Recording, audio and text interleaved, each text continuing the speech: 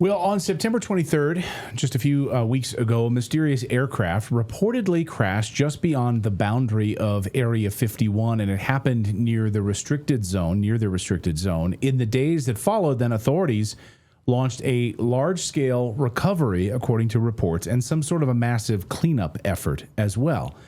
Armed security personnel, often referred to as camo dudes, were seen guarding dirt roads that were like branching off of the main highway. The FAA even established a temporary no-fly zone over this area, even though it was outside of the normal area of 51 for reasons of national security, they said. Now, Anders Ottosson is the host of Uncanny Expeditions. He went to this area, or got as close as he possibly could, and tried to get some answers. Of course, Anders, we had on to deep dive what was going on in Lockheed Martin's skunk work. So thrilled to have Anders back here on the show. Welcome back. Yeah, thanks for having me, guys. Appreciate you having me back. Now, I know you were away, or you were not near the site at the time of the crash, but then you kind of hightailed it to get there. To be near the location outside of Area 51. Maybe you can just describe what you were initially hearing about this crash and what spurred you to take action and actually go to the crash site. Yeah, so I was filming, when it happened, I was filming actually for that Helendale project I was working on. And basically the Air Force came in and they had the whole site cleaned up in about 3 or 4 days, which is crazy fast. And initially, I thought, well, it was probably just something like a Reaper, which is a really common drone that the military flies. They fly them in training missions all the time.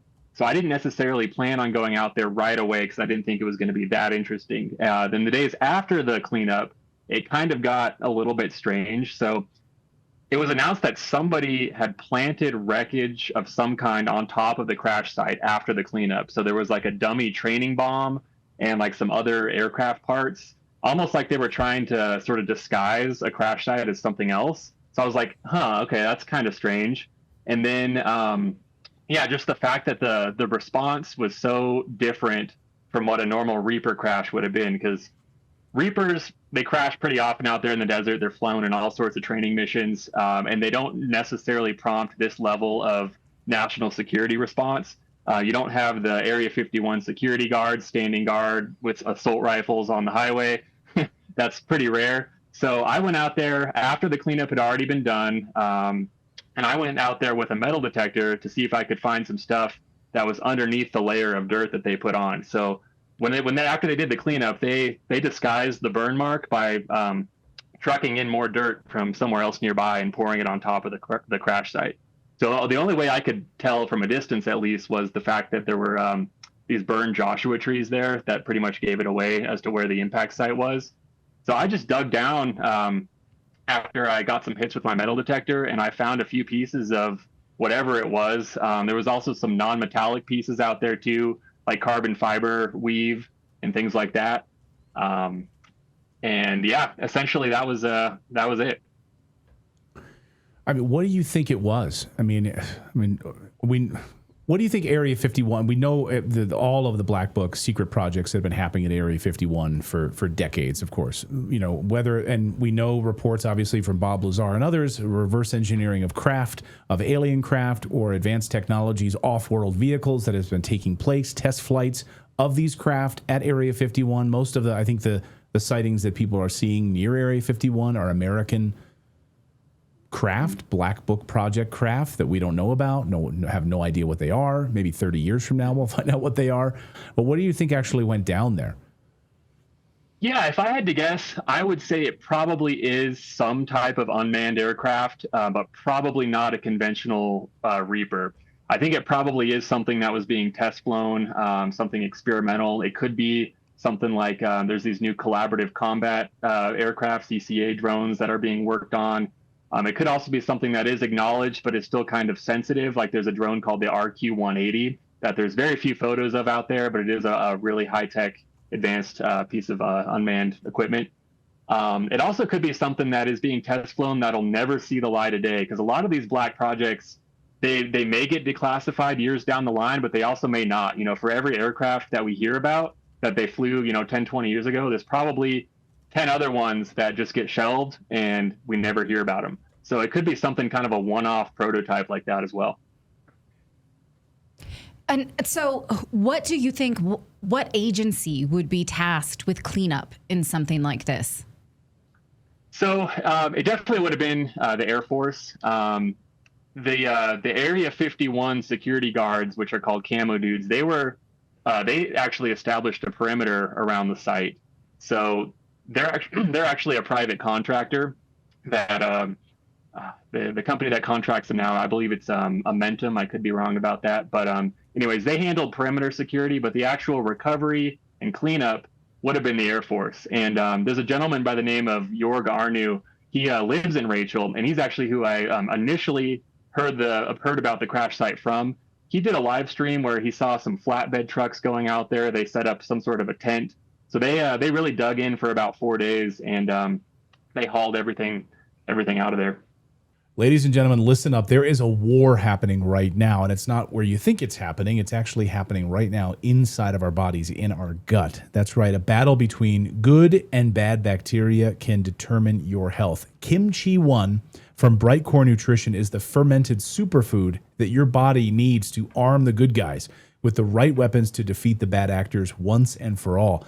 All health starts in the gut. So putting the right fermented superfood in your gut improves every aspect of your health, your heart, your brain, even the quality of your skin and the growth of your hair all comes from your gut. It contains over 900 strains of beneficial bacteria in each capsule. Kimchi 1 supports healthy digestion. It fortifies your immune system, helps detoxify your body. Kimchi 1 is all natural, non-GMO, dairy-free, gluten-free, and 100% made in the United States. Today, you can get an exclusive offer by clicking the link below or just using the code REDACTED for 25% off your entire order. Or even better than that is to call our friends at Brightcore for up to 50% off. Yeah, if you just get on the phone and give them a call, you'll get 50% off your entire order plus free shipping. So give them a call right now, 888-404-6312, and tell them Redacted sent you. When you were there and the security guards, I saw you riding up on the motorcycle and so forth. Did they give you any shit? Yeah, well, it was actually kind of strange. So I went out to the crash site a grand total of, I think it was 4 times. The first time I went out there, I was just kind of scouting to see if I could even get there. After the second time I went out there, I was camping out in the desert, and these days the camo dudes kind of leave me alone because I spend a ton of time out there. I do all sorts of investigations, so they know me. But this time, after having visited the crash site 2 times, they came right up into where I was camping in the middle of the night. I don't have this part on video, but they came in and were blasting the horns on their truck, so I couldn't sleep probably every 2 hours from about 11 till about 3 a.m., which was super weird. That was like the one thing that kind of escalated to a level that I would consider harassment. And I was on public land. I was well away from the perimeter. And then, as you can see here, they did fly one of their Area 51 security helicopters over my position. That's something they haven't done to me in about a year, again, because they usually, once they kind of know you, they're not going to harass you as much. But in this case, they did fly this helicopter out over me, and some sort of a surveillance, I would say. Are you able to ask them any questions? Or they just... Like stormtroopers? Yeah. They don't talk to you. So the Area 51 security, it's really weird. If you ever go out there, that's the one thing you'll always notice is that they will not interact with the public unless you cross that perimeter. So if you actually approach one with a camera, especially, they're going to back away from you. And if you do have your camera out, they're going to pull their mask up over their face because they're basically under strict regulations to not have their identity revealed to the public, and especially not published on the internet. What have you experienced at Area 51? Any anomalies, anything in your multiple visits there, things that you can't explain? Yeah, so initially when I first started going out there, I didn't have nearly the amount of equipment that I do now, but I saw, I think I touched on this last time I was on, but there was some things that looked like satellites. They're really high altitude and they're moving in a straight line, but then all of a sudden they'll make a really sudden 90-degree turn, which isn't consistent with what I would consider a satellite or any other conventional aircraft. So those are something I've seen on probably 3 or 4 occasions several years ago. I would say that's the one thing I've seen that is pretty much unexplainable from the standpoint of a conventional aircraft. Beyond that, I've seen all sorts of military exercises, military aircraft. Definitely some other lights in the sky, but a light in the sky, it's kind of hard to identify what it is. If it's not doing any erratic movements, I hesitate to call it a UFO, personally. What upsets me about this too is that somebody or multiple people may have died in this crash, and this will all be hidden. Yeah, and families will be, having to sign NDAs to receive some sort of a pension or some sort of a military payout. Do you know anything about loss of life from this crash, or was it unmanned? Do we have any ideas?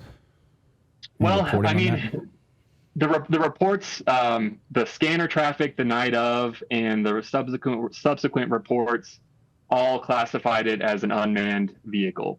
I guess it could be possible that if it's something really, really secretive, that they're, disguising the fact or hiding the fact that there was injury or loss of life. I don't know that to be the case. I think it's very possible that it could have been unmanned, but we really don't know. We really just have the word of the Air Force, and the word that they put out was very, very limited. We know that whatever it was critical to national security because of the FAA no-fly zone. They specifically said it was for national security reasons, which again, that never happens with an MQ-9 Reaper crash. Those things, they're common. They don't prompt this level of secrecy. More questions. Yeah, probably just weather balloons or swamp gas, I'm sure, Anders. So nothing to see here. Nothing to worry about here. Anders, first of all, people have to follow your YouTube channel and follow you on these expeditions. You do a great job. Where do you think you're heading next, if you can let the cat out of the bag? Yeah, so I'm going back to Southern California, to the Antelope Valley. That's the region that Hellendale is in. There's a few more places out there that I'm going to be doing some filming, and I may do another pass by Hellendale to see if I happen to get lucky. Although I will say I think they might kind of be onto me there, so they might be a little bit more, ready for me this time. But I do have some other locations in that area that I'm going to keep secret for now until I publish them. Great. You got to wear a mustache. And and the glasses, a disguise, like a dark, like a Louvre. Like a Louvre, like a Louvre heist. robber, right? Stealing the crown jewels. I'm just wearing. I don't know. I don't know who Anders is. This is my first time visiting here. I have no idea. Great to see you again. Continued great work. And anytime you've got any great information, please share it with us, and we'll get you right here on the show. I love talking with you. Thank you so much. Yeah, sounds good. It's fun to be on. All right. Awesome. Thanks, Anders.